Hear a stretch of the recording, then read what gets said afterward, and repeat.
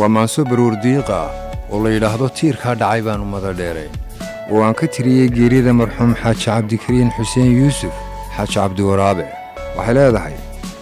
الدواق حما دقوه مغليان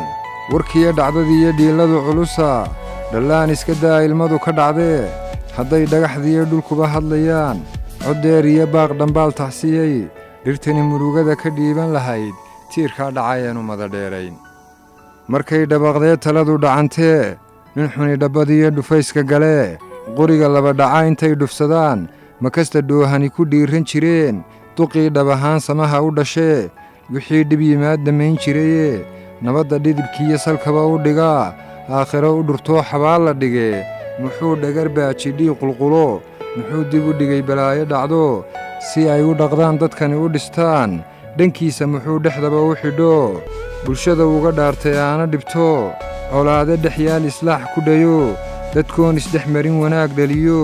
naanays ku dhegtiyo dhegxumo ka jire tiirkaa dhacay baanu mada dheeray gobbaa dhaqan wacan ku dhiiran kartee muxuu ku dhawaaqay weedho dhabo coddeer nagu yidhi rundhaabadaho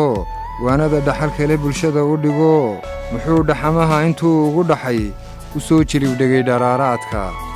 inaad udhummada dhabarka ka jabtiya inaad damidiin dhulyaal noqotaan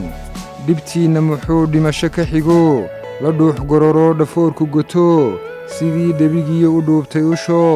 dantiisa dhiguu tiinnii dhababe dartaa nin dhutiyey dhammaan ummaddaay ma dhaadid ilaa xabaal la dhigee tiirkaa dhacay baanu mada dheeray